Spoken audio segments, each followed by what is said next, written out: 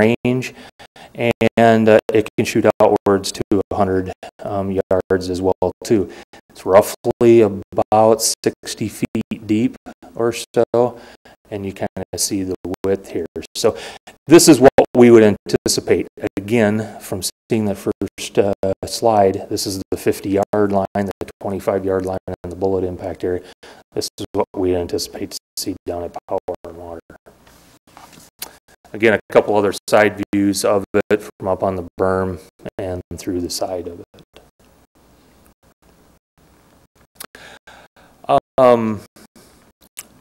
We are more than open to answering any questions that you may have about it.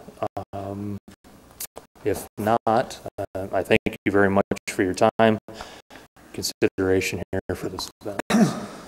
Council, questions? I just had one. Where's what location is that? The last pictures. What community is that in? That is in Marshalltown. That is the Marshall County Sheriff's Office, where that's at. Okay, thank you. With the questions, Council, anyone? Mayor, I did send an email to the chief today because I know Don Lewis is building that range internally, and so I asked Chief, taking a building, they're renovating it, there will be a range inside this building, and so could we do any cooperation? Is there anything? But then, as he explained, the PD needs are different than what this will be, but however that possibly could be used if it's really winter. Okay. Like I said, we've had conversations with them. I'm sure you have, yes. So just knowing that was going. Yeah. Sounds like something is needed. Just to be clear, the PD has put together a 5-year plan, but they're looking forward. They'd like to come back to the City Council to move forward with this this Part 1 piece, the $23,000 here in the short term, ideally next week. So if you've got questions, I mean, please let us know. Or obviously they're here tonight. What was the money left over, you said, from flooding? When we had the flood in 2008, we have insurance on the blue building that you've seen that was flooded there. Roughly $25,000, and again, I could let Nancy give you the exact figure. Out of that, there's roughly about 15.6 left over or so in that area. So, and again, coupled with our line item, that's where you see the difference. So it was flood insurance then? Flood insurance, about $10,000 was utilized for mold remediation in the current facility. Okay, so correct for that, Nancy. It can be expended for this purpose. Yes. After the flood of 2008, we accepted FEMA money for the flood damage that year. After that, we were required to carry flood insurance. So when it flooded again, we did get insurance reimbursement rather than FEMA funds, which wouldn't be forthcoming. I figured you couldn't do FEMA funds; they'd have to be returned. Well, we'd have to be declared a FEMA disaster area, and it wasn't sufficient funding for the disaster area, but we did have it insured under the flood insurance program. The legitimate use of the funds then. Anybody else, Council? No. No one? Thank you, officer. Thank you, Mayor. Really appreciate it very much. Thanks, everybody. If there's any, not to interrupt, if there's any other questions that come up for next week,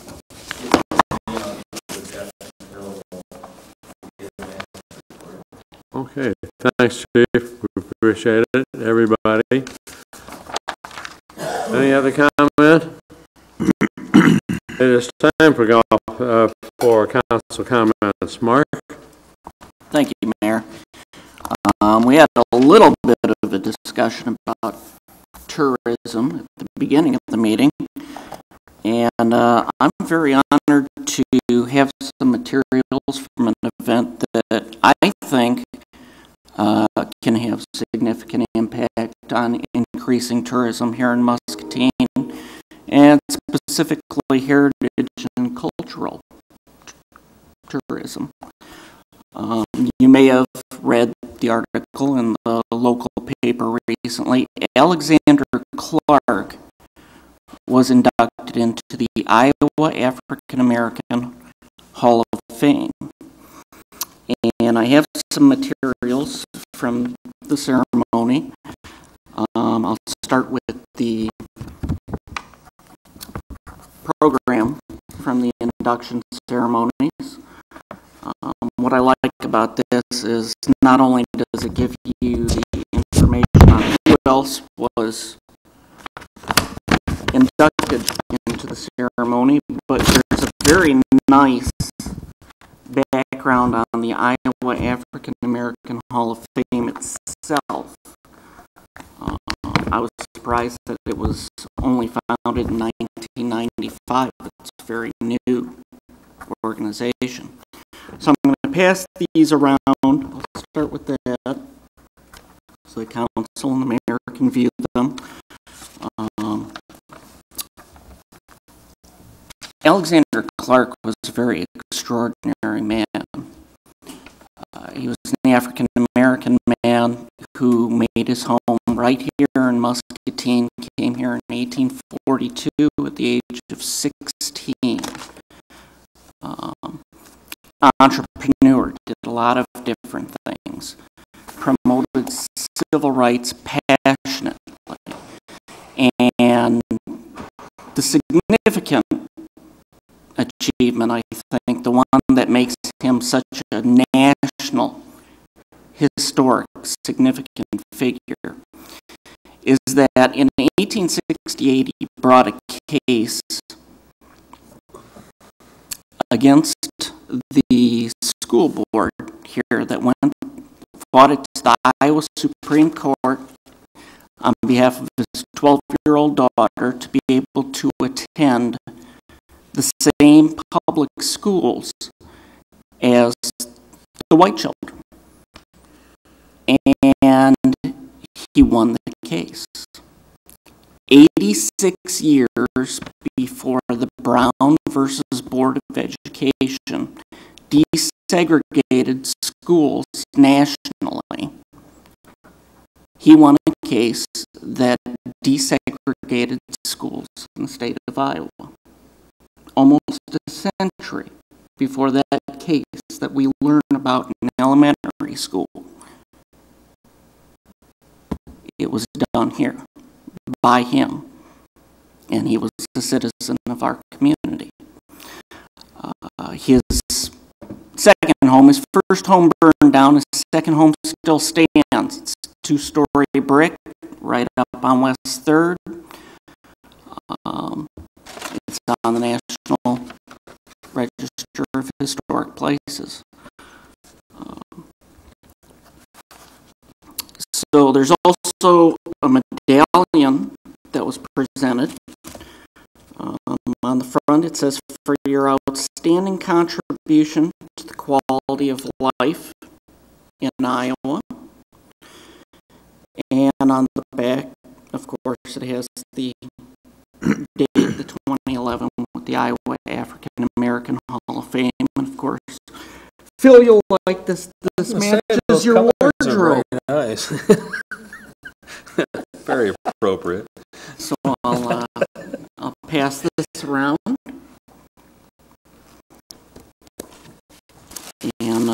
finally there was a plaque that was presented, and I'm not even gonna try to read all of that, but, well, maybe I will.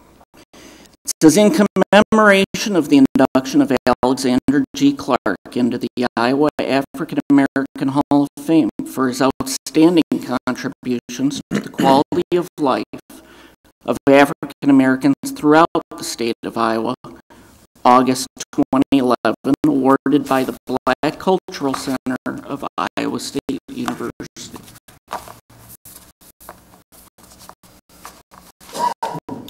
And so I'll pass that around as well.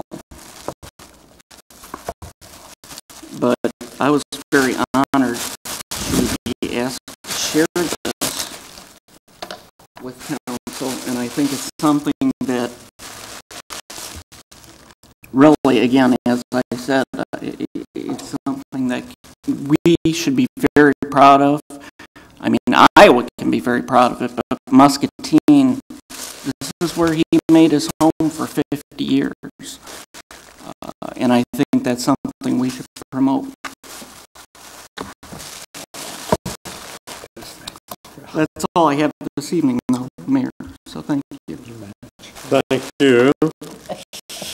Bill? Nothing at this time, Your Honor. Tom, you're kind of busy. Do you have I have nothing tonight. Thank you, Your Honor. Okay. Bob Bynum? Your Honor, that I have nothing tonight. Thank you, Your Honor. Okay, and Diane? Just the comment, thank you for the police department working on behalf and the article in the Muscatine Journal about the Weed Park, our zoo garden. That's very sad. A lot of comments from various people today, but in knowing I was able to respond to them, that yes, the police department is working on it right away. And because I know, Chief, you actually made a phone call yourself. Right. So thank you for that. And everybody, I said, keep your eyes and ears open. We're going to catch them. I hope so. Jerry? I wonder how many people know who our second largest employer in the district would be. Is 1,200 people. Also, this employer has a budget of $62 million annually. We should be interested. That happens to be the school district. Next Tuesday is the school board election. Traditionally, there's a very small turnout,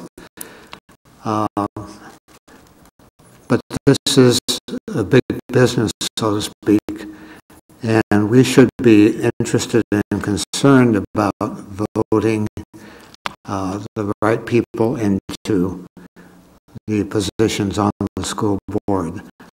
There are 7 of those board members. So I hope there will be a really good turnout. I would mention that on the ballot there's room for additional names, and if anybody really would think about it, I could be available. Thank you. You're welcome. Greg? Just one item tonight, Your Honor. I'd like to apologize to Fran. My minutes are a mess, and she's going to have a lot of fun with those tomorrow. You have homework tonight. What? No, I think she's going to have to watch the video.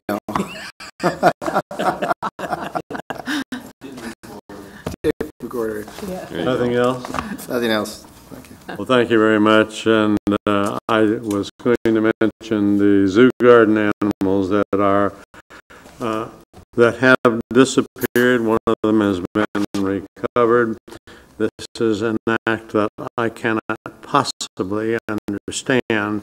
I hope that when we do find these individuals that we make some sort of an example out of these people, because there just isn't any reason for this. I'd like to talk to them sometime and just say, why. I'd like to know the answer to that. So, anyway, nothing else? Is there a motion to adjourn? Council is adjourned.